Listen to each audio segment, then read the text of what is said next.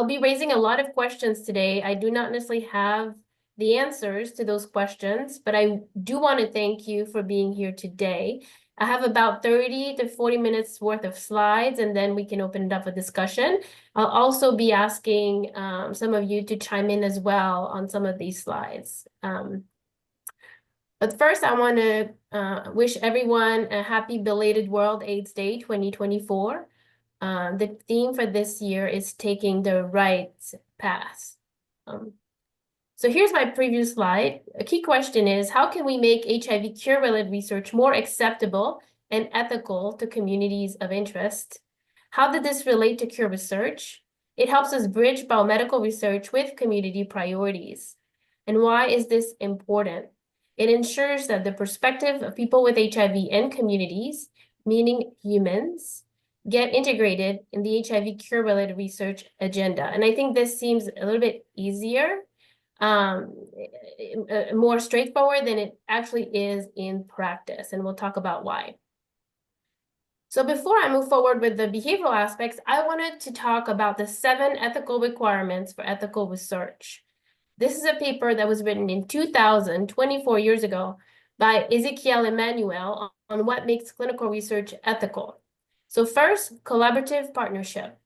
2, social value, meaning, are we designing interventions for areas with the greatest burdens of HIV, or are we trying to make sure everyone gets included in the trials?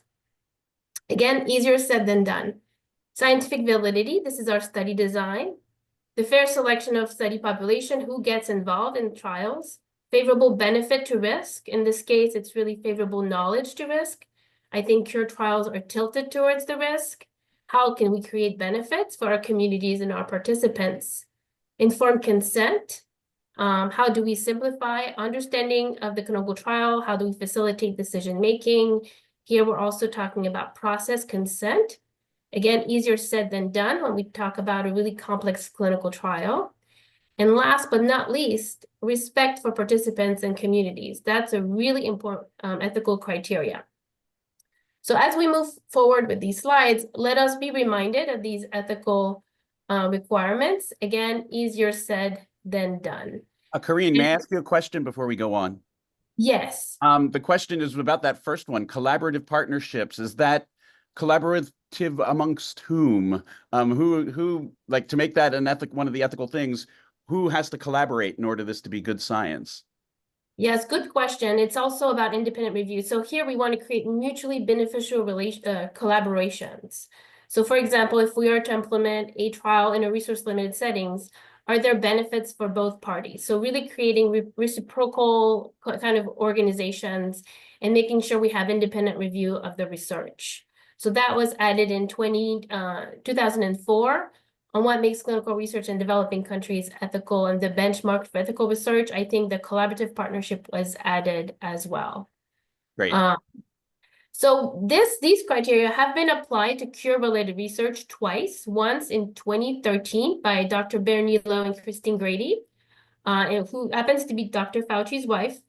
And then in 2024, several community members got together. Some of you are on this webinar, and we applied these 7 requirements to ethics of cure research, an unfinished agenda. And we raised a lot of unfinished questions around what we just talked about. So as we move forward with these slides, let us be reminded that when we talk about these issues, it's kind of all interrelated and intermingled. And then in 2022, there was this great paper that was published on ethical criteria for improved human participant protections in phase 1 healthy volunteer trials. So we did remove the word subject here. We believe the word participant is more appropriate. But there was some really interesting stuff there. When we talk about cure research, it's really otherwise healthy volunteers, but these criteria also apply. Here is our translational social value. Again, areas of the greatest burden of HIV. Fair opportunity and burden sharing. Fair compensation for service. Isn't that interesting? Making sure that we compensate our community members for their expertise. Experiential welfare, that is the lived experiences. That means it can only be assessed through the incorporation of social behavioral sciences as part of complex trials. And then enhanced voice and recourse. So I do want to pay attention to experiential welfare here, because the only way we could really assess experiential welfare and the psychological, emotional, and physical well-being is by asking participants themselves. So this is one of the enhanced ethical criteria. We also need to By that experiential welfare. meaning well-being of participants who participate in trials, appreciating their lived experiences, centering their lived experiences, and human-centered design. So we'll talk a little bit more about that as we go through these slides, but let us be reminded of these criteria because they kind of provide the benchmark for us as we move forward. Good question. So this slide shows the evolving HIV therapeutics landscape. So we're entering the 5th decade of HIV. And as you know, we've seen improvements in HIV therapeutics. Our goal here is really to improve the quality of life for people living with HIV. So we've heard about the 90-90-90 targets. Now we're talking about the 95-95-95. And then the 4th goal would be really quality of life for people living with HIV. Again, that is a domain that can only be assessed through the incorporation of social behavioral sciences, asking people about their quality of life on these different regimens and appreciating the value of advancements in HIV therapeutics. So oral daily pills, long-acting formulations, there are many out there now. And it's about to get really complex because we're going to also talk about long-acting pills. And then cure-related research, which is really a treatment that we would like to stop. We'd like to keep HIV control in the absence of therapy. So again, we need to measure quality of life.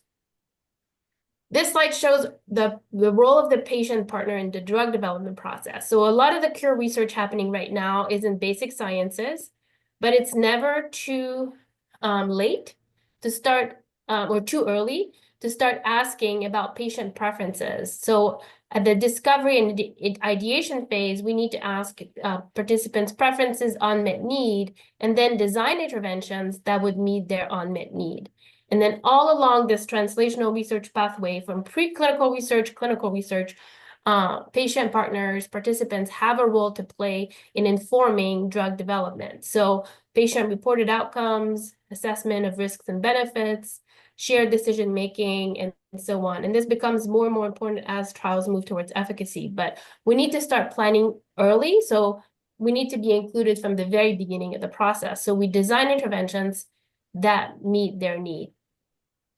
And social and behavioral research is really critical to product development, provides insights on needs and experiences and preferences, provides context into the real-world setting, and truly ensure an inclusive approach to research. I personally do not like the expression end users. I prefer people with HIV, again, person-centered language. Sorry, this is a slide that was borrowed. This slide shows a topology of approaches for incorporating behavioral and social science research. So as you can see, there are different ways to do this. We could do this alongside the clinical trial, or so embedded or in parallel, or we could do a lot of formative work in different settings where trials are being implemented. And so we're talking about disruptive science, really novel science, or like treatment interruptions, for example. So we need a lot of formative work to understand the context better before moving interventions into humans. So there are many ways we can go about this. We can also do post-clinical trial implementation, so more retrospective studies to understand what's happened and the implication of our findings. And this was really developed in the context of PrEP, where we could learn a lot by incorporating social behavioral science early, because that really affects the downstream translation and implementation of those interventions. So we really had to get ourselves organized in the social behavioral sciences of HIV cure research. I think over the last 10 years or so, several of you were part of these efforts. The first one was creating a multidisciplinary HIV cure research framework for integrating social science with biomedical research. So what is the role of social science in early basic cure research?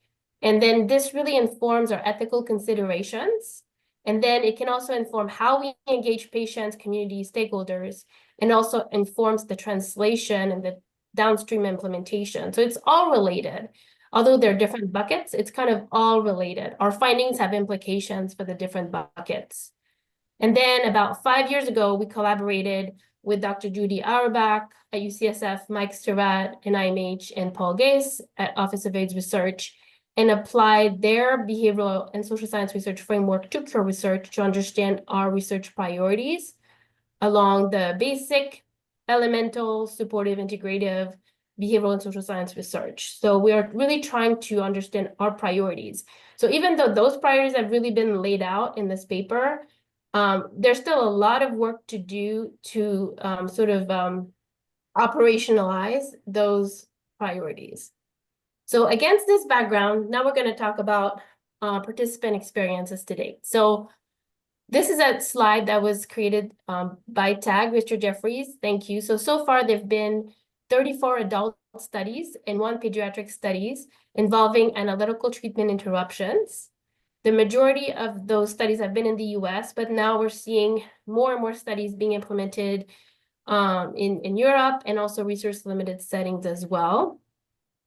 The majority have been set point design studies assessing. What does that mean, Karine? So that means that we need extended treatment interruptions, and we'll show the difference between those short-term treatment interruptions where people would resume treatment right away versus the more extended treatment interruptions where there's a kind of a fluctuation of the viral load and what the implications may be for social behavioral science. So now the design is really moving more towards these extended treatment interruption trials, where the viral load is allowed to go above the U equals U, undetectables, untransmittable, to really see what happens to the immune system and to see if the intervention is able to keep virus suppressed in the absence of therapy. The argument is that viremia may be needed in order for the immune system to kick in. And so that's where human behaviors becomes really important to assess in the context of these extended treatment interruption trials. So we'll talk a little bit about that as well. And why do we have to have ATIs? Yes, good question. I think are you asking me? I think the reason for treatment interruption is in the context of particularly the interventions that involve the immune system, the ATI can see if the immune system is able to keep virus suppressed in the absence of treatment, because currently we do not have known biomarkers or signals in the blood to predict viral rebound. And so we can't really measure the latent virus, in other words. Correct. Well, okay. And we can't tell if our things we're doing are making any difference. Exactly, particularly for interventions utilizing the immune system. For the reservoir studies, like the latency reversal agents, we do have assays like the quantitative viral outgrowth assays and other assays to tell us what's happening to the reservoir. For those types of studies, treatment interruptions would not be indicated, but for example, if you have an LRA latency reversal agent with an immune-based approach, then it makes more sense to use a treatment interruption to see what's happening with the immune system. So there are different designs out there. So as we move forward with these slides, also let us be reminded of the different ATI trial designs. For this presentation, we're going to really focus more on the extended treatment interruption trials, where the risk for the participants and their partner is greater. And that's why this increases the relevance for social behavioral sciences and ethics. And great questions. Thank you, Linda. So participant consideration. So why do we need social behavioral sciences? And I've tried to really boil it down to the essentials. So if we have slow recruitment, we don't know how to improve our recruitment, if we want to know that we're preventing undue harm and remain ethical with our favorable benefit to risk balance, if we want any representation of people living with HIV, this is our experiential welfare that we talked about earlier. If we want to protect our science and our statistical power, so that's retention. This is how it helps biomedical scientists. If we want to better fit trials within people's lives, ensure acceptability and feasibility, and also strengthen the evidence we collect. So these are the main reasons why we need social behavioral sciences. And the field of HIV prevention has done a really good job debunking myths around social behavioral sciences. The first one, an efficacious product will be used if it's available. Well, we've seen that it's not always the case. Efficacy does not mean acceptability. That clinical trial differ from service delivery interventions. Well, we know that people who enrolled in trial will likely be the early adopters of novel interventions. So a lot of what we learn as part of clinical trials affect the downstream implementation of those interventions. So we need to learn about this early on. The trial participants will be different from eventual users.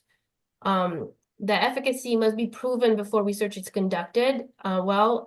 There's a lot we can learn from the early incorporation of the social behavioral sciences, and that's what we're going to talk about today. We don't need to wait for efficacy to understand human factors involved in novel interventions. Another myth is that BSS research data are soft, subjective, and unreliable. That is not true. We have methods, and there are ways to do this in a really rigorous way. And that another myth is that it burdens clinical participants and staff. We've learned that we can do this in a very effective and efficient way without overburdening trial participants and staff. And in fact, in most cases, it does enhance the research because we get a more holistic view of what's happening.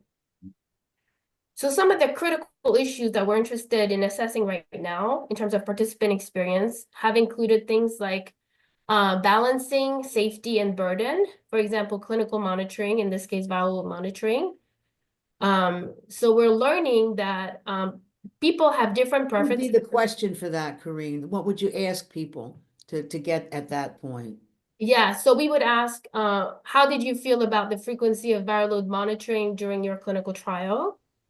And in other words, how many times do you have to schlep into the site to get a blood draw?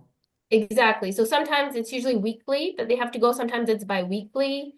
And it really depends on the phase of the treatment interruption as well. So in this case, we had a participant who really made us clear to us that knowledge, that information is my medicine. Don't deny me my medicine. So a participant wanted more frequent viral load monitoring.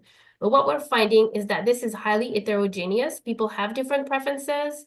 So there's what the protocol requires, but then understanding what the participant would want is going to be really important. I think we're moving towards a more participant-centered design. And there may be a time where allowing more control, the participant, particularly as the treatment interruption becomes longer, becomes indicated. So giving back the autonomy and the control to the participant. There's what we need to absolutely do per protocol for safety, like every 2 weeks or every week. But then there's also what the participant would feel comfortable with as well. So I think what we've learned is some people really like to have their viral load more frequently, so the more anxious types. And then there are others who prefer less frequently. So it's really about balancing safety and burden, again, back to our ethical principles. So you're making sure that while you're in the study, if you have a viral rebound, they know about it sooner rather than later. Exactly. So the viral rebound is a critical milestone in the study, and we'll talk about that. It does not mean people will resume their ART right away following rebound in these extended treatment interruption trials. So we'll see that the viral rebound is a critical point in the trajectory of the treatment interruption, where we could also have more support for the participant. So we'll talk a little bit about rebound. So now it's coming up next. So another study that we did during the COVID pandemic, and several of you were involved in this, particularly at the Philadelphia site. So Will Carter was involved in this and several others, was the acceptability of using a novel home-based blood collection device for viral load testing during 2 ATI trials done in Philadelphia. So here we were really interested in the participant journey using the device. But ultimately, I think this could be a game changer in the context of an ATI trial if we were to give control back to the participant to decide when to have their viral load measured. And in this case, the blood had to be sent to the lab to get the viral load test result. But I think ultimately we would need a test that can tell people like where they are on the U=U side of the equation. So it'd be more of a qualitative test. But ultimately, I think having something like this could be a game changer. So this is an area of ongoing advocacy from the community to really try to optimize a test like this. And Merck was also very involved in this, UPenn and the Beat HIV Collaboratory, along with ATAC. So that's an innovation that still needs to be optimized, I guess, in the context of cure-related trials with treatment interruption. So Linda brought up viral rebound. So we know this is a critical time in the trajectory of the treatment interruption. So we've done some hypothetical work asking people's perceptions about viral rebound, and then we're also assessing their perceptions of the viral rebound in the context of actual treatment interruption trials. So viral rebound would mean when the virus returns in the blood, and this is where we have to be a little bit more vigilant in terms of U equals U, in terms of partner protections, but we also know viral rebound can have an impact on participants, like psychosocially, emotionally, mentally, particularly when people have only known U equals U for a really long time. So here's a quote from the Durban site in South Africa, in collaboration with a female rising through education, support, and health. It's scary because you tell people to stop taking their ARVs, whereas as people who have knowledge, we know that the virus is hiding when you're taking your ARVs. But once you stop and use the BNABs, the virus will come out in full force, and we do not know what will happen during that time.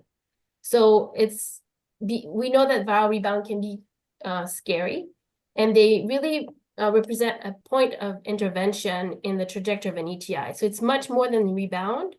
It could mean disappointment and stigma around becoming viremic. And I think as a society, we have not really done a good job destigmatizing people who are viremic in the context of U equals U. It could mean having to disclose HIV and also a treatment interruption, having to remove oneself entirely from U equals U, having to relive a diagnosis, and then the start of this emotional roller coaster, because we're trying to see the effect of the intervention. And then when the participant meet their treatment restart criteria, it could be having to relearn hard adherence, or having to worry about refilling prescriptions and everything that comes with taking ART. So I think understanding the trajectory and the journey approach to cure research is becoming really important, and understanding the human side of it and all the social behavioral factors associated with it is going to be really important. At 2 sites in the US, San Francisco and Philadelphia, we noted similar themes in terms of when people restarted their ART, they said, I felt like a failure. It took me a couple of days. And then the same thing in Philadelphia. So here it's really important to let participants know that they did not fail the community. They really helped answer a critical scientific question, and their participation in the study really helped advance science. So I think the field right now could really benefit from identifying those points of intervention in the trajectory of the ATI and seeing where we could provide a lot more support to the participants. So we know that's a key area of intervention. Another one is disclosure. With U equals U, which has been in existence for almost 10 years now, several people have not had to disclose their HIV. So that's going to become a little bit more important with the younger generation who has only known the days of U equals U. And here's a great quote from a study we did on increasing racial, gender, ethnic, and sex diversity in cure research with ATIs in the US. We know that a person might not have disclosed to their partner, and now they may again, if we're considering this study, now this may change the dynamic of things. Women living with HIV are at high risk of having violence perpetuated upon them than a woman with a different serous status. And there's just a lot. There's not enough trauma-informed care out there. And I think there are a lot of women that are in situations where there's an imbalance of power in the relationship. So this study critically showed us the importance of appreciating gender and power dynamics and partnership dynamics in the context of ATIs. And that's going to be even more important with younger people who may need a little bit more support around disclosure of HIV. That's something we know we're going to have to pay more attention to, not just in the US, but also in resource-limited settings, everywhere where ATI trials are being implemented. We'll also need help overcoming barriers to HIV prevention for their partners. And as you all know, we've done a lot of work on partner protections in the last few years as well, and we'll talk a little bit more about that. In the Durban context, we learned that we cannot force disclosure, in fact, anywhere in the world, but there was a question at some point whether disclosure should be mandated or not. And here it was clear from this formative research with community members in Durban that we should not force disclosure. Each participant should decide based on their unique situation, and giving the autonomy back to the participant is going to be really important in the context of ATI trials, and giving participants support as needed. So I've mentioned partner protections. I want to talk about it a little bit. It's been an area focused in the last few years that implies a lot of behavioral aspects, human aspects, and ethical issues as well. There have been 2 unintended cases of HIV transmission in the context of ATI trials in Europe, one between a male and a female and one between 2 males, which really shows the urgency of efforts to mitigate the risk. But it's also about participant protection. We'll talk about why. So with the San Francisco team, with Linda, Jeff Taylor, Danielle Campbell, several people were involved, Michael Peluso, in creating a first packet, a collaborative multidisciplinary approach to HIV transmission risk mitigation during ATI, where we inventoried participant-level challenges, partner-level challenges, and study-level challenges, and tried to create mechanisms to address these different challenges. So we came up with an initial toolkit for ATI trials for participants and their partners. And then a different study done in the US with racial, ethnic, sex, and gender diverse HIV serodifferent couples in the US also taught us that treatment interruptions would have significant impact for the participants and their partners as well. And we needed a lot more information about U equals U, and then provision or referral to PrEP, and then integration of partners somehow. But we know partners are not part of the clinical trial protocol right now, but they're deeply implicated by ATIs. In the San Francisco site, thanks to the collaboration with the JAWS, the MFAR, the combination trial, and the team, we were able to assess this empirically in the context of an actual trial that had a low number of participants. So 10 participants, 7 participated in an interview. But still, we learned that 4 out of 7 really struggled or had some difficulties around partner protections at some point during their extended ATI. So people were out of practice, let's say, with having conversations around disclosure, and the partner protections became more difficult as time progressed as well. So we're going to need to pay attention to this. And I don't think this is going to go away. And I think it's going to have to be part of the target product profile for an HIV cure. We're going to also need to think about the partners. So with the ACTG, the AIDS Clinical Trials Group, now we named Advancing Clinical Trial Therapeutics Globally.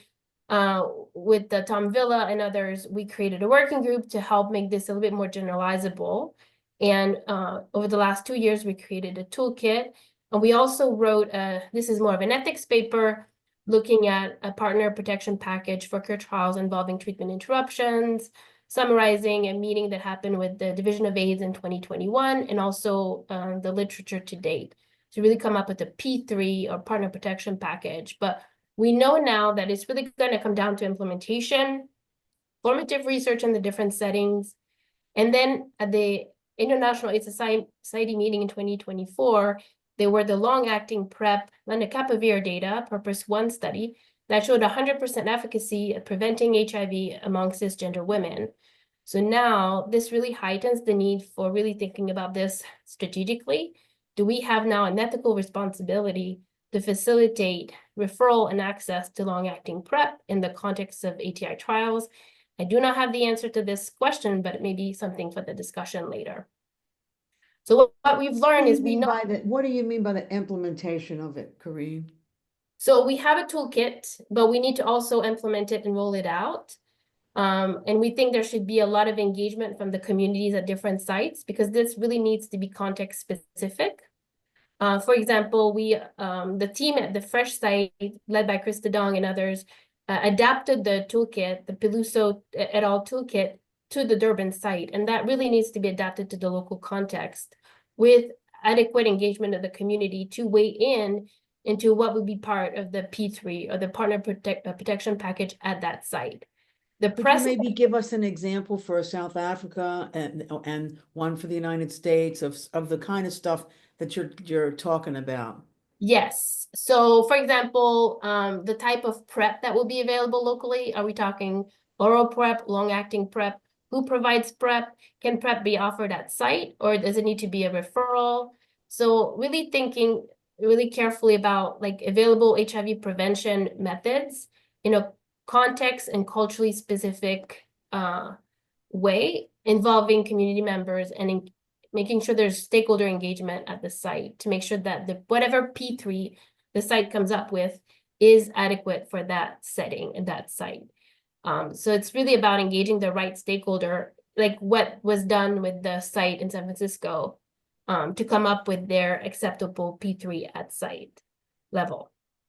And we also found that providing mental health support and counseling is also critically important in that context as well. And we'll come back to that because that refers back to the trauma-informed approach that we need in, I think, every setting. So we learn about the importance of doing these assessments now, but we also need psychosocial support. So really the two should be happening in parallel to make sure that we are mitigating risk. So we need adequate support for not only the social science, but also the psychosocial support to go with it. We also learn about the importance of effective communication in the context of cure-related trials. So that's informed decision-making, back to our informed consent principle. Facilitating that interaction is going to be really important. And Gail Anderson and colleagues in Thailand have done a lot of really great work on this topic. So this was a paper published on recommendations from STI stakeholders about protecting cure trial participants and report from a participatory workshop. So really great recommendations were issued to facilitate informed consent. But again, this is something the community has been advocating for. Like we need some sort of reform to simplify the informed consent process. Some of the trials have like 40-page consent forms. And then we need to identify what information is needed throughout the ATI. This really needs to be much more of a process consent throughout the ATI, like before the ATI, the viral rebound, at our restart. They're critical time points of interventions alongside that trajectory. And then there are ways to simplify the information. These were great videos created in the context of the antibody-mediated prevention ATI Africa study that was done by the HIV Vaccine Trials Network. So simplifying the information, making it a little bit more lively can also go a long way. And we could use social behavioral sciences to improve on this iteratively, get feedback and make the next iteration better and assess understanding. So basically, we need to move from product-centered design to human-centered design. It looks a little bit simplistic, but it's actually a lot harder to do. Lori, I'm so glad you're part of this webinar. This is something you did. Maybe you would like to talk a little bit about this slide if you are. Oh my goodness. This was a long time ago that you did this, and I wanted to showcase this because I think it's still so relevant today. Oh, thank you. Wow, I haven't seen this in a long time. Yeah, so we did some focus groups, and these were things people said that were important to them when they participate in research. And I think if you look at them, you would probably say that you would want that too if you were in a study. So yeah, I think it's pretty self-explanatory. Yeah, I agree. And it's really a win-win too, because not only do you help the participants give them what they need and want, it lets the researchers know what they want, and it helps people to get into trials and to stay in the trials. Yeah, absolutely. It protects our study and our statistical power. Excellent. Thank you, Lori. I'm so glad you're on this webinar. And this is another study. I don't know if Will has joined us. Will is with us. Welcome, Will. We see him now. Great. So this is a study that we did in Philadelphia on the participant. Hello, everyone. Experience. Hi, Will. So Will is featured here. Will, do you want to talk a little bit about this study, or would you like me to talk about this study? Why don't you finish, Karine, and then we'll do it so we can keep track of our time, because William and Tom are gonna have a half an hour to talk to you about all of this. Great, excellent. So questions. This was done in the context of the Philadelphia study. We had 2 interviews, one at the start of the study, the other post-ATI. And what we found is that most people had really positive experience with the ATIs. And also the relationship with the study team really helped get them through the ATI and the study. But again, there was concerns around the viral rebound, and this is where we needed a lot more support for participants. So we learned from that study the importance of supporting participants. This is another study that we did a little bit more involved with surveys at multiple time points. There were 5 interventions in that study, the mFAR combination cure trial. So we assessed participant experience following each major milestone in the study. Before the ATI, throughout the ATI, this is one of the first and the only study where we've surveyed participants during the entire ATI, and then at our restart and at the end of the study. And we're very grateful to the UCSF team, Michael Peluso, Steve Deeks, for really allowing us to do this. And now we're going to have some data coming out in the next year or so on the potential psychological effects of the ATI. So I think we've talked about the potential effects hypothetically, but now we have real data around the anxiety and the stress due to the ATI, but also we're using a stress and coping methodological framework. We could see that there's also a lot of resilience and a lot of strength and control that goes into this. So lots of also positive aspects, but it's also about the uncertainty of being on ATI. And that's something we haven't really done a good job of characterizing in ethics, because uncertainty is different from risk. And we're also creating a new participant-centered instrument called viremia-related worry. So we're going to be able to assess the effect that is specific to the ATI. So you mentioned that a couple of times. What are the examples of what people are worried about? Yes, so anything people would be worried about during their ATI. So we're creating a composite measure of viremia-related worry. It's borrowed from cancer, the fear of recurrence. So it's a patient-reported outcomes that we've adapted to cure-related trials with treatment interruptions.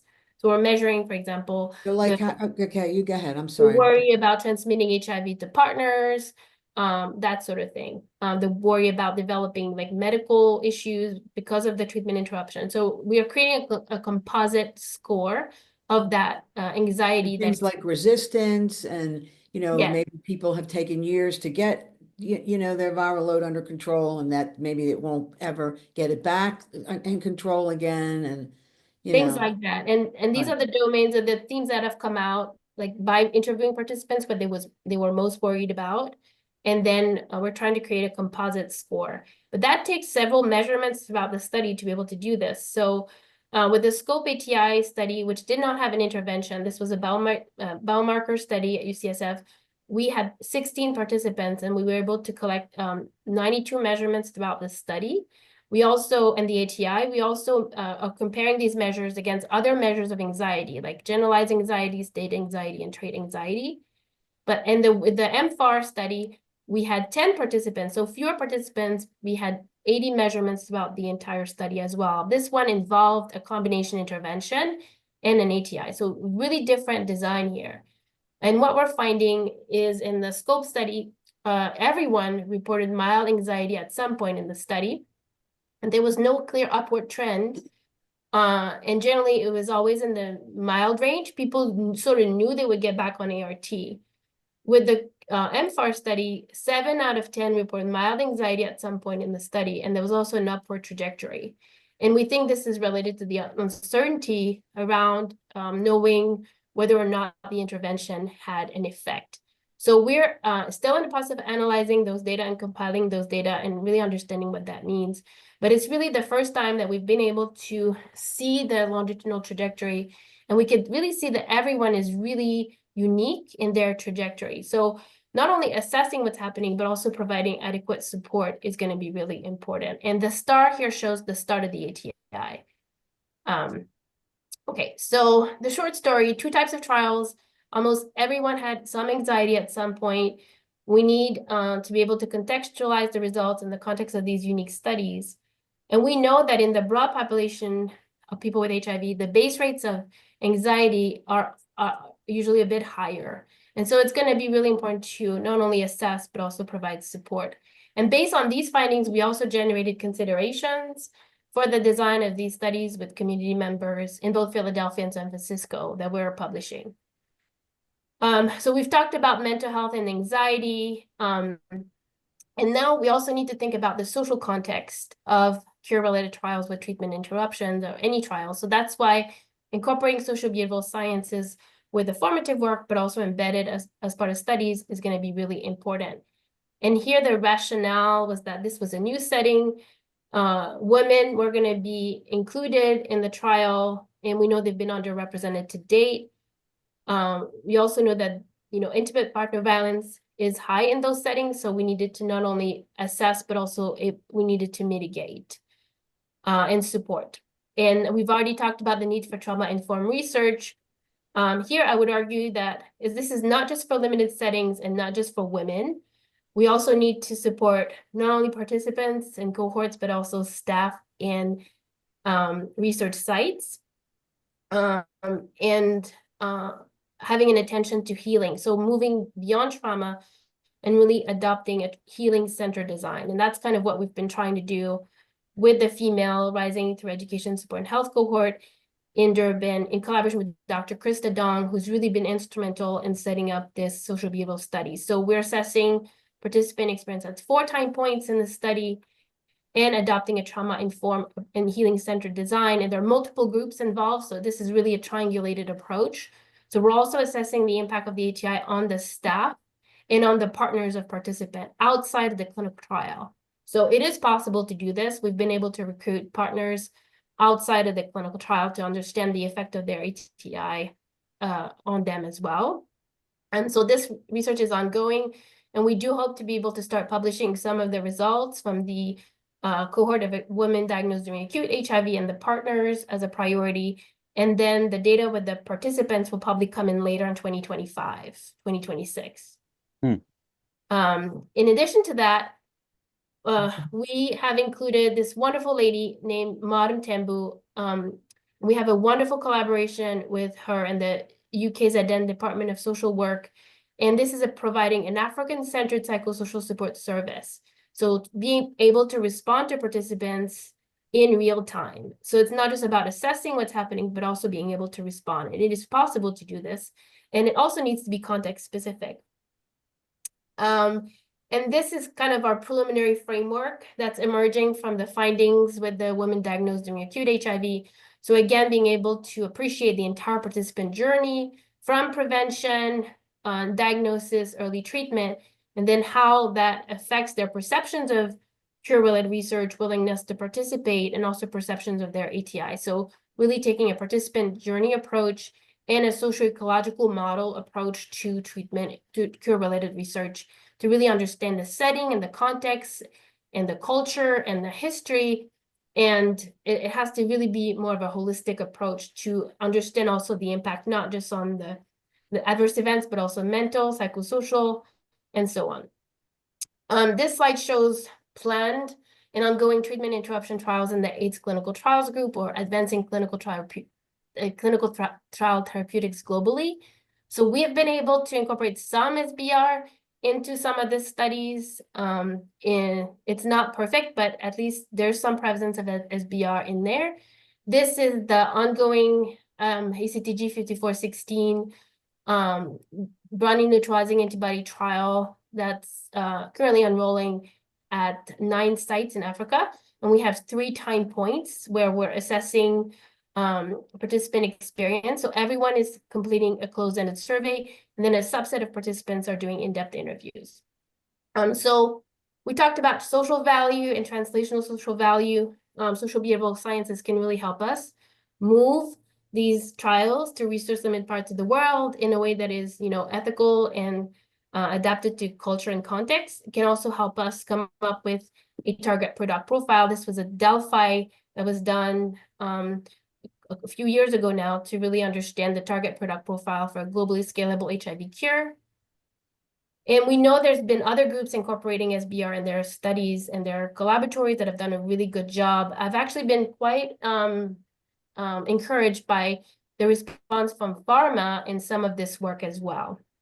So here are some great examples of work currently ongoing. And this slide sort of shows the state of affairs. So there's few examples of successful integration and sometimes also limited consistency in harmonization. So we need more harmonization. We need to also make this like a mandate and a priority. And it's not just about the assessment, but also about the support. And it should be treated the same way as clinical lab or data support. that we have in ongoing trials. I should have moved this slide up. This really shows the difference in the different types of ATIs. So you can see with the time to rebound, participant are take their treatment right away. With the viral load set point ATI, there's really fluctuation of the viral load, which can cause the anxiety. So this is why we need more social behavioral sciences and psychosocial support. And in May of 2024, this year, there was a meeting to sort of come up with consensus around treatment interruptions with more of a focus on resource-limited settings. And so I'm proud of what we did for the participant consideration group 3. Michael Luella was part of this, Krista Dong, Moses Supercharger, and Udom from Thailand. So what you see on the slide seems pretty straightforward, but it was actually pretty hard to make this a recommendation. So engagement of communities early, setting enrollment goals, mental health screening, support for HIV disclosure, counseling, and then social behavioral research. And we had specific topics listed as a priority there. This is a great quote from Richard Jeffries on balancing statistical power and risk in HIV cure clinical trial design. A paper done by Jillian Lau in Australia. There should be more analyses like this. And I know that's something Michael Luella has advocated for quite a bit to really understand more the long-term risks of ATIs. But an overarching priority for research involving ATIs should be minimizing exposure to detectable viral load as much as possible in the context of taking a data-driven approach to reducing the possibility of missing potentially important efficacy signals. In other words, we should really minimize the risk of these ATIs. This is a project that we did with Tom Villa. Maybe Tom, you want to talk a little bit about this, and then I can wrap it up quickly. Can we wait, Karine, because we are like a half an hour over. So, okay. Because I don't see many questions in the chat. So Tom and William are going to be able to have their half an hour really soon. So maybe you could ask them the questions then. Would that be okay? Yeah, perfect. So we did a readiness and resilience framework based on the experience of actual participants, actual people who participated in trials, and tried to understand their unmet needs during the trial, which led to this readiness and resilience framework published in Positively Aware in the last year. We can make that available if that would be of interest. Also, lots of work around enrollment equity. We talk about the fair selection of participants, justice, and equity consideration. Here, we need a lot more uptake of those recommendations. And this was all done through social behavioral research. In the last year or so, we've also done a Delphi consensus building framework to understand. This was a series of surveys to build consensus around 3 key challenges, including how to better engage populations to carry the greatest burden of HIV in cure trials and really enhance trust in cure-related research, and design protocols that do not limit working adult participation. So also the results of this should be coming out next year as well. Great recommendations coming from the HVTN on community engagement as well. And then finally, our call for justice-informed cure-related trials with ATIs to try to mitigate the risk, physical, psychosocial, emotional risk, not only for participants, but also partners, affected community, and global HIV science. And here we also made a point that funders and sponsors are also accountable. And perhaps we should not leave the option for social behavioral scientists. We should really make this more mandatory. And we really need to understand the value of these interventions from a person perspective. And this really comes down to the value patient participants ascribe to these novel regimens, like liberation from disease identity, liberation from stigma of disease, and the burden of ongoing treatment. And that's really something that can be done through social science. Also, we'll need to incorporate the perspective of clinicians. That's a beautiful paper done by Lori Silla in the context of Seattle, and understanding how the advent of long-acting treatment will affect our ability to implement treatment interruption trials. Finally, we've done a study this past year focusing on long-term survivors.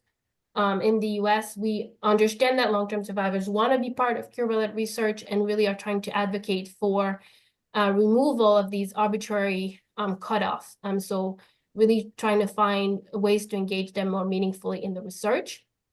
And then finally, when we adopt the 360-degree approach and we incorporate social behavioral research, we can see that we can really push the science further. So the last GIFT study at University of California, San Diego, which enrolls people with HIV at the end of their life, really is a great example of that. And we've really been able to incorporate basic science with social behavioral research. We learned that quality of life for people with HIV at the end of life was being preserved as part of this research. And we would not have been able to find that if we had not incorporated social behavioral sciences. So this paper just got published. And it's also challenging our very notion of ethics around vulnerability in biomedical research. So I want to thank everyone who's part of this work. There are a lot of people to thank and look forward to the discussion. Thank you so much. Thank you. Michael, you want to do the chat? I mean, I only see questions from Simon so far with them. Am I missing anything, Michael? Well, there's lots of questions that were just sort of answered along the way. Thank you, Krista, for chiming in with a lot of those. But let's start with Simon's question. Simon, did you want to ask your questions? You can come up mute if you want and ask them, or I can read them, whichever you prefer. So the first question that Simon had is, well, one is whether a general principle for ethical research being used the same standard of care in low and high income countries. Lower safety criteria shouldn't be supported in low income countries that wouldn't be approved in high income countries. So that's more of a comment on that. And then the second question is whether the group would approve an ATI study if the threshold to restart was 1 million copies per milliliter versus 10 or 100,000 copies per milliliter. You know, and adding to what Simon is saying here, I mean, the suggestions that came out of that meeting in Africa that Karine was talking about completely threw out the window most of the consensus that we came up with in America for the United States and US trials way in the beginning before they were really being done anywhere else. So I think the point is, you know, what's good for the goose is good for the gander, and we can't really, you know, treat people differently in other countries, no matter what. I mean, I think ethically, they all need to be the same. I mean, the criteria need to be the same. They can't be one thing in one country and one thing in another. You know, to me, that doesn't make any scientific sense. How are you going to make any sense out of it if it all looked at something different, number one? And number two, I mean, how dare us think about treating people in Africa differently than we would in the United States? I mean, hasn't that happened across the board for how many years now? I mean, and we're going to be a part of that. I don't think we should let that happen. And I think we should let our opinions and our voices be heard on this very strongly. Mm-hmm. Also, Simon was asking, and this is sort of related. He was just wondering, you mentioned that that consent process in Nairobi. Is there any update on the status of the paper that they were working on? So I believe they're still working on drafting the paper. I have not seen a first draft yet, and I really hope it's coming. I think a lot of people are anxiously waiting to see this paper circulated and published, hopefully, with lots of stakeholder engagement and meaningful discussion. Great questions, Simon. Right. And Shakina was writing also, does the informed consent process for these ATI trials discuss HIV criminalization? Do you know if that's usually included? I'd like to bring in Bill Freshwater and Tom Villa into this discussion because we've had several conversations about this in the Partner Protection Working Group and what the final outcome was. So, so I think I'm online now. If it's, I don't know if that's coming through. Oh, yes. We can hear you now, Simon. Go ahead. Yeah, sorry, I don't know what happened. My mic wasn't working before. So just the context really, whether that consensus statement, it sounds like it hasn't been formalized, because I know a lot of us were really concerned that if you take away the CD4 nadir, that people are just going to rebound really quickly, and without expecting it, you know, and in a different setting where access to treatment is not as good and it's not as easy and it's not as guaranteed. And there was a really interesting paper that came out from a guy called Ming Lee, who just looked at the actual rebounds that people went up to in various treatment interruption studies. And he was reporting people, not uncommonly, rebounding to over 1 million. And I think we'd all find it a bit difficult to approve a protocol that said your viral load can rebound to 1 million. And yet it's happening in practice in really good studies. These are good researchers, but they don't even report this in the results papers. So there was a Danish study which had 3 or 4 people all rebounding to over 1 million, 1 to 3.5 million. And so this is happening because of the delay in restarting treatment. And I think it's happening without us as advocates realizing that's going on and certainly not agreeing to it. And not only that, Simon, I mean, what is the proof that this letting people go to pump up the immune system in hopes that it'll pump up the immune system? Is there any proof that even is going to work? I mean, we've been doing this long enough now that we should be able to look at that. And for me, the inclusion-exclusion criteria are just as important. I mean, we do that stuff. We do know that certain people who've had cancers, who've have kidney problems, who have cardiovascular issues, those sort of people should not be included in the trial. And that the last thing I saw on that paper was, okay, well, none of this applies. Essentially, people can do what they want in their own countries. So it's dangerous. And that stuff we know is absolutely dangerous. It doesn't take, I don't know, Tony Fauci to figure out, oh my God, this is, we need a kidney function test here, and we need certain metrics to decide whether somebody that has kidney issues should be enrolled in this trial. The same with heart disease, the same with cancers, especially HIV related cancers. So, that kind of stuff, it made my head blow off when I saw it. And, I, for one, am not going to just stand by and let that happen. Talk about guinea pigs. I mean, how many years have we heard that? No wonder people don't trust researchers. I mean, it's really kind of frightening to me. Tom, you have your hand up.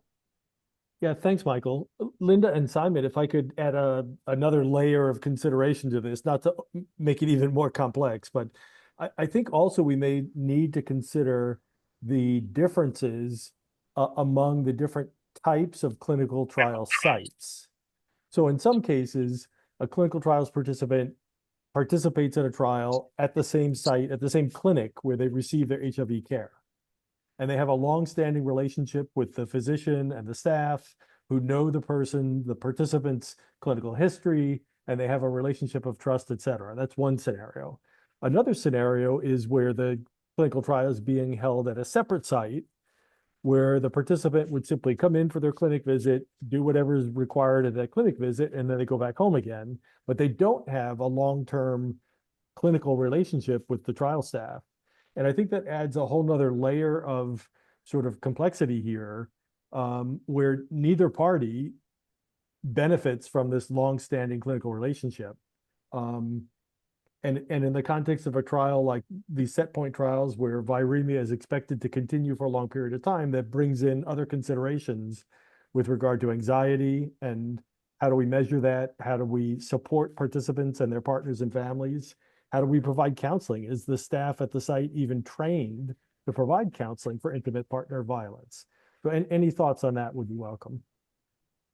Tom, that is important, but one of the things here in the study I participated in was a little different.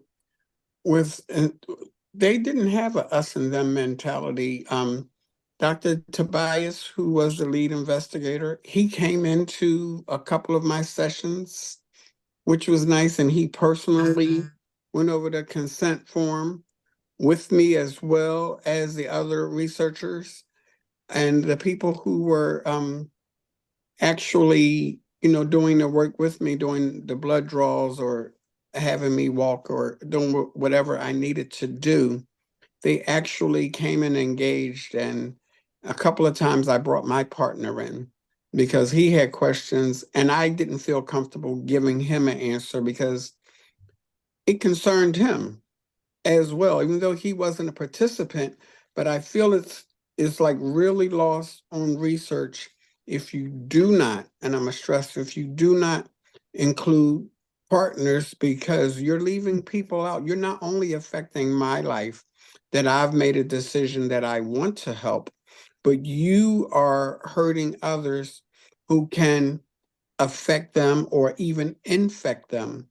And that's a mental strain on both parties, on all parties. But the fact that they allowed me, I don't know, maybe because I was chair when I was during the trial, but even going through treatment, I was able to talk to, folks when we were at our MDC meeting, so people were able to see. So it's actually really nice when it's more of a we thing instead of a us versus them type thing, so even if sometimes there was difficulties, they would send a lift for me, which isn't normal, but it didn't interrupt treatment. So it made it a lot more personal to me, the participant. So having that a we type of thing instead of us versus them, so you don't have that lack of a better word, that test dummy feel. I didn't feel that way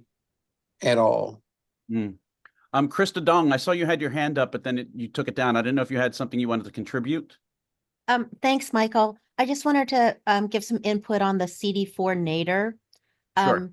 So I don't think there are any protocols that would enroll someone at the time of screening with a low CD4 count. What they're talking about is the nadir. So participants may be on treatment for 10 years, 20 years, plus at the time of screening.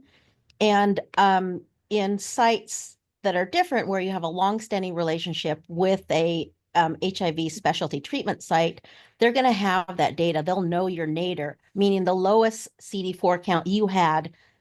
Typically, that would be at the time of acute infection. And the reason there's discussion about variability by region is in many low-income countries, there's no way a patient will have access to their nadir at the time of acute infection because they would have entered care late. And so they don't want to preclude the majority of a population because they don't have access or confirmation of what their nadir was. So again, they're not looking at someone with a markedly impaired immune system. They wouldn't be enrolled in a trial, just as anyone with a significant cardiac, renal, liver, condition, nor cancer would be enrolled in a current ATI.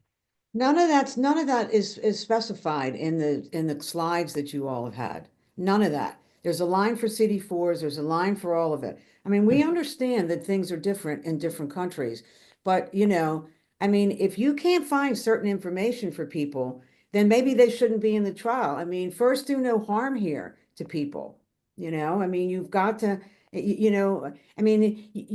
so let's put them in the trial, whether it'll hurt them or not, just to put them in the trial. I mean, that doesn't make sense. No, I don't think that's the intention at all, Linda, but rather it's, okay, I've been on treatment with a suppressed viral load for the last 17 years, and I have a CD4 count that's over 1,000, and now I'm precluded from a trial because I can't produce my nadir CD4 Well, at the time of infection. then you just exclude the nadir from the whole 9 yards, from the criteria. So that's exactly what's suggested, that in variable sites where situations like that, you consider the individual. So this is a person with a robust immune system based on their CD4 count, virally suppressed, otherwise healthy, fill in the blank, but they don't have that. So there's some variability as far as what you have as a strict exclusion criteria. Yeah. Well, we really don't have time today. We'd love to have a call with you to discuss this, and it would be very helpful, I think, to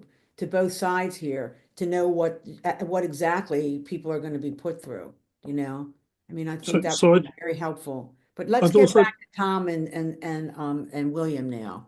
Well, Simon had a question for. Oh, I'm sorry, Simon. Yeah. I'm sorry, Krista, but the things you're saying are not right. The CD4 nadir is the biggest predictor for where you're going to go when you stop treatment. When you start treatment, everything goes on hold and it's fantastic. But as soon as you stop treatment, that's where you go back to.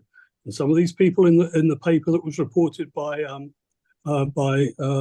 Ming Lee their CD4 counts were over 1,000, 1,400.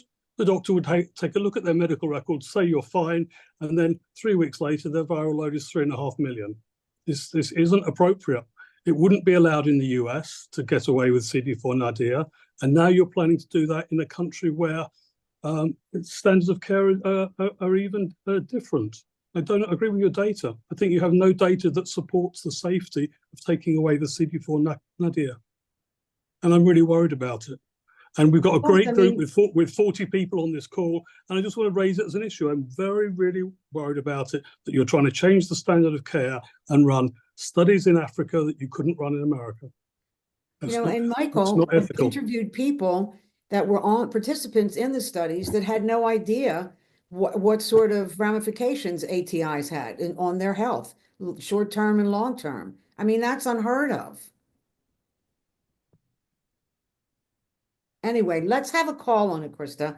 And then this way we can hear your side and you can hear our side. But why don't we finish up? I feel terrible with it, but we haven't let Tom and William get into things here. Yes. Karine, did you have specific questions, or Tom and William, did you have specific thoughts or recommendations? No, but I did want to come back to the issue of the criminalization question. I think it was not properly answered. Bill and Tom have also been really involved in this advocacy, so maybe they could say something about it. Thank you. So yeah, hi. I would love to jump in because I've been pushing for a long time to have HIV criminalization part of an informed consent form. And to my knowledge, and on the ATI study that I was on, it was not mentioned at all, although every possible risk of a stick for the phlebotomist was mentioned. And the pushback that I've received is that disclosing the possible risk of HIV criminalization, I hope everybody can see my pin that HIV is not a crime, is that disclosing it would increase the stigma and discourage people from being on a study. And I find that off-putting. As a person living with HIV, I need to know, because I'm already putting myself at risk by being on the ATI. I'm having to change my sexual practices and affect my partner and my sexual partners because of this. And the risk of HIV criminalization should be disclosed just as every other risk. And to say that it would be off-putting to potential participants, to me, highlights the divide that was mentioned earlier between the investigators who probably don't have HIV, who are creating the informed consent, and what the people who are going to be on the study and who do have HIV want to be disclosed to them. So I am a huge advocate for disclosure of HIV criminalization. Tom, does that sort of jive with what we've been talking about? Thank you. Yes, I would agree, Bill. I think this is an important issue. It's a known risk. I think we have an obligation to disclose it. I understand completely that this is a complex topic, that the HIV criminalization laws vary by jurisdiction. So within the US, they vary from one state to another. And obviously they vary even more so across countries. So I get all the complexity. I understand that. That still doesn't relieve us of the responsibility to include this in some way in the informed consent process. And perhaps a solution could be to provide a link and a referral to a particular website or other resources where people could learn more. But I think that there needs to be some way to let participants know, or prospective participants know, that this is a potential risk.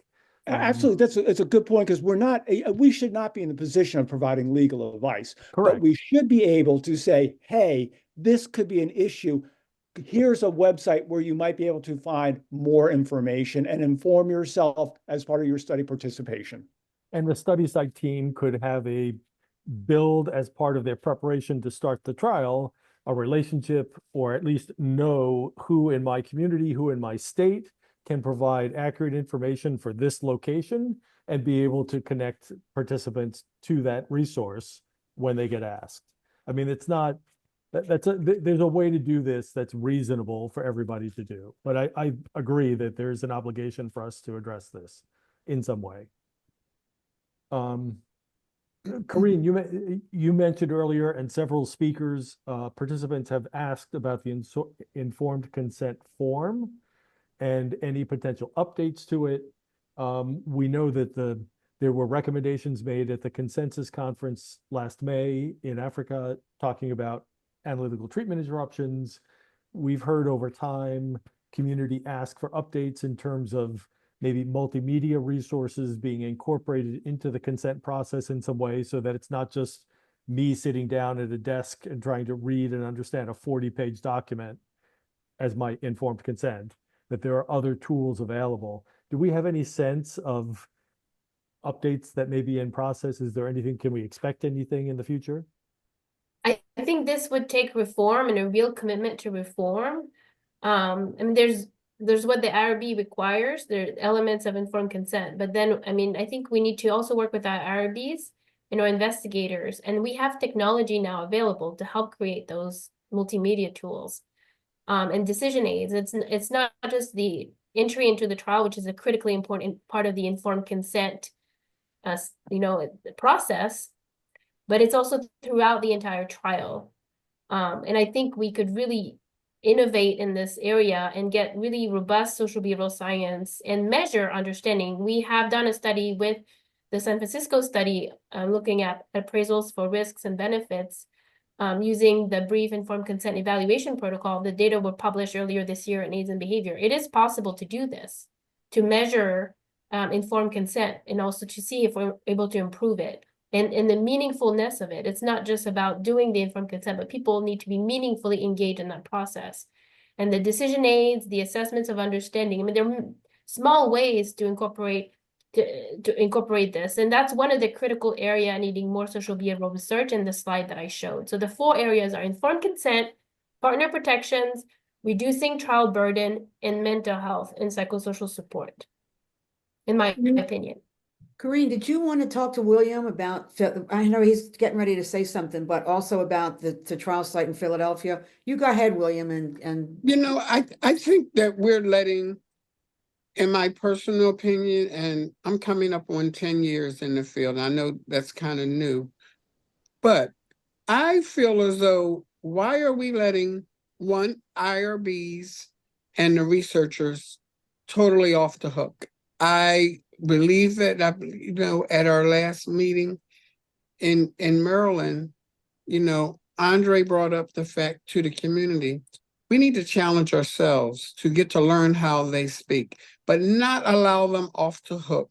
Why aren't this a consent form? We have been doing these things for years. Why is it 30, 40 years that we don't have a universal form? Why can't we sit down and hash it out? It shouldn't take 5 years to come up with a form, a universal form that I could use here or over in Africa. It doesn't make a difference where you're at. The standard of care should be the same. And I think we just keep going around the bush, allowing people forget what brought us here. I'm from the community. I do not have a degree. And at this point, I don't even want one, to tell you the truth, because you forget that these people, they put their pants on the same way we do. The community members, we take our mask up, we speak up, and we say we are positive.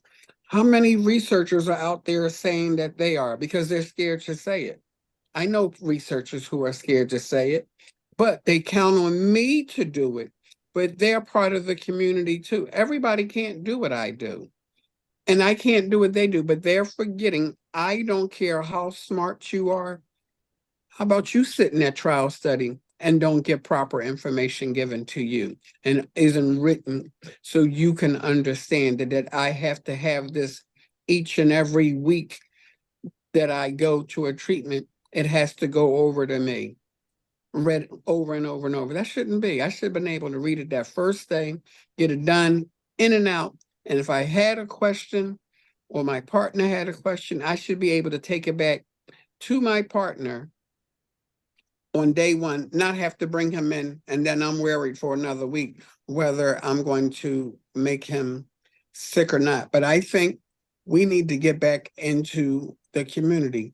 We need to put ourselves first and hold, and I hate to use the word them, but I'm going to use it, hold them accountable. They hold us overly accountable. We have standards that the mirror is cracked on the other side.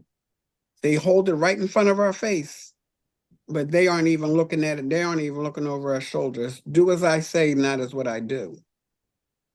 In my personal opinion, I strongly believe that.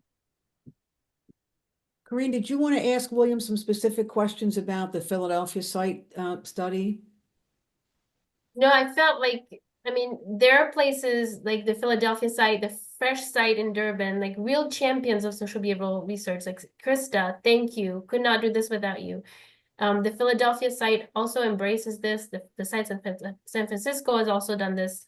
So I don't know what the process has been like for you, Will, and what you see is the value of social behavioral research. If would love to hear your thoughts about that and how it could be improved.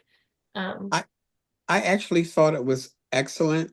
It was the fact that the way it went when we would come to our working group and we were actually asked pertinent questions, our opinions, and to actually see when the consent form was coming up, being able to sit on protocol teams.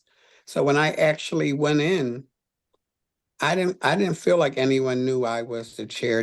I was number 573 as far as I was concerned. But I felt like I was the only participant there, that I was getting top-notch quality care. You know, we had during my study there was a public transit strike. You know, they came to me or they sent a lift for me to get there. Those are real issues that people have. Going to treatment or answering questions, taking you on time, and you know, the staff coming to check on you, or asking when I had to take a meeting with you all, would it be all right? Because these are things that you all knew were going on, that they would do it. The fact that they made it easy, and the fact that Dr. Tobias would come in, you know, to check on us. And I would see it because I would actually hang around to see the other participants to see if they were getting treated the same way I did. They actually were, and they were engaged. It wasn't a us and them type thing, but the fact of sitting in on the social science aspect of it, that made it easier for me, the participant, to understand what was going on and wanting to give my opinion on how it was going on both those studies, you know, and having I guess Louise and our researchers here, if I had questions, they always answered me. You know, I talked to Louise 2-3 o'clock in the morning because we're both up. So that's, you know, that's a good thing to be able to have that. But it was in plain language that I could understand. And I just don't get that what makes my study different from any other study. I think that should be universal, you know, giving little tidbits, even as far as the color of a device or how to use it, or, you know, getting there. How can we help another participant? As far as some people had babysitters, some people had, I didn't have any side effects at all, but some people did. But the fact that they were addressed right then and there, that was a wonderful thing. And I was grateful for being on the Beat HIV cab, because I was able to go back and speak to my cab members about what was going on, and they stayed informed. So I felt like I had, you know, people going with me through it. So that was great. I had a wonderful experience, and we'll do it again. Pam, I'd like to ask you, and I mean, I know the answer to this because I've heard you talk about this before, but you know, you always say that no, you know, the study was over and you got dropped like a hot potato, and you didn't have a chance to you know, for any input about what had happened to you and what you liked and didn't. So can you expound on that? Yeah, actually, I would say that's a comment that's been shared with me by other participants. I myself, worked in and around healthcare for a long time, and I'm very comfortable advocating for myself. So I have, similar to Will, you know, a really good relationship with study staff, even though the studies that I've participated in have all been at sites other than where I received my HIV care services. But coming to your question, Linda, I felt that during one particular study, there was an external factor that resulted in the study being suspended. This was during the COVID-19 pandemic. So the study was suspended because of the pandemic. There was no opportunity for participants who were undergoing ATI at the time, like myself, to voice any views about our own participation. And I think, I don't blame, this was an unexpected situation. So I don't blame the study staff or the sponsors or anybody else for the fact that this was unforeseen. But I think that looking forward, that we should expect that there might be other similar circumstances beyond the control of the study team. And we should build into trials some way, not only for the staff to check with their IRB and their external monitors, is it safe to continue, is it not safe, but also with participants. What are your views about participating? How do you feel about this? This is a new situation, so we should do informed consent again. The situation has changed, circumstances have changed. Here's the current situation in terms of risks and benefits. What do you feel now? I think that we should build that into the design of future trials. Because we should expect things like this will happen again. They will. We don't know when, but they'll happen. Tom, I agree with you 100%. But one of the things that they did here in Philadelphia, and each and every week, it was kind of repetitive, but we went over the consent form literally twice on each visit, once before we got started and once when we ended. But when my trial was actually ending and I had to stop, they actually asked how was I doing, and did they need me to speak to, if they needed to speak to my doctor for me, because I had issues, and I was one of the people who said I felt like a failure. I wanted to stay all the way through the end. I think I missed like 3 weeks of the complete study. But when you have gone so long and years with taking medicine, and then to go, I don't care if you go a week, that's such a reprieve. It's something that you can get used to. Then it's snatched from you. We are leaving out mental health issues, but at least for me, I don't know about any of the other participants, that was addressed. And I did have to seek professional help because it did bother me for months. And then I was scared that I wouldn't go back to being undetectable. So, but the fact that it was recommended by them to stop the study and for me to go back on my medicine, they talked me out of staying, because I was going to stay longer. But the fact that it felt good for them to talk, I'm going to say, off of the ledge.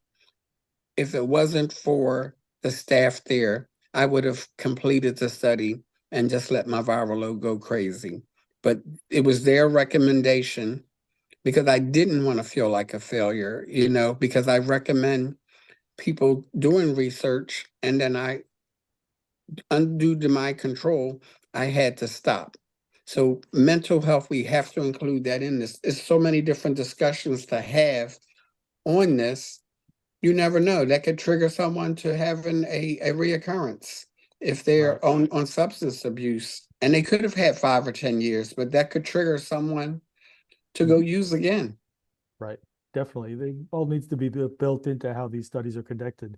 Linda, also something I didn't mention, coming back to your question about follow-up, I think that for participants in any of these studies, that it would be, it should be expected, but it's also beneficial to the research community to have some system built in to automatically provide all the participants in the study with access to any publications that result, any of the findings from the study that get published. I mean, that should be an automatic thing that every study is doing.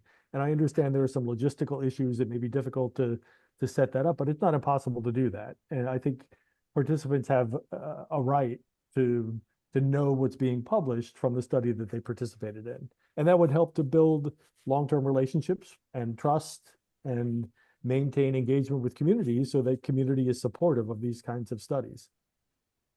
And I think it's important for meetings like this. I know Bill has called me a couple of times, or if I have questions, because I know he's done studies, I can call on Bill. He can call me, but we need to have more discussions amongst ourselves because we are still, this is what community looks like. It's right here.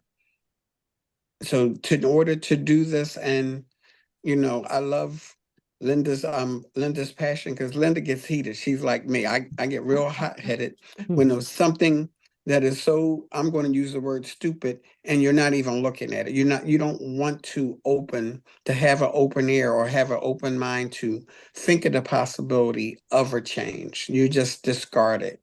And that makes me pull my hair out. All right. Well, we're like 3 minutes over. Thank you, Karine, Tom, William, Michael in the background, always taking care of business. Krista, thanks for being on the call. Maybe we can have another call with you. I think that would be very helpful. And Simon, also, thank you for your important questions. So again, next month, we're going to have aging and the reservoir. That'll be on January 21st. Here's hoping you all have great holidays if you celebrate, and that you'll join us again in January. So thank you for participating, and we hope to see you again next time. Michael, anything you want to say? Nope, we will be sending out the links to the recordings so you can share this talk with other people. And hopefully, Karine, we can get your slides because people have been asking copies of them. And we will share that when I send the email out with the links. That's all I need to say. Happy holidays to you all. And I love your do there, William. I did it for you. I was going to Different say every time, I'm telling you. I feel like I need to catch up. I'll help And you thank out. you Don't too, worry Bill about it. Freshwater. Happy holiday, everybody. Thank Thank you. you, Bill. Thank Thank you, everybody. Tom. Thanks, everyone. Great to see you. Be Will. safe and have a great time with people you You love. too. Take care. Bye. Bye. Bye. Bye. Thanks again.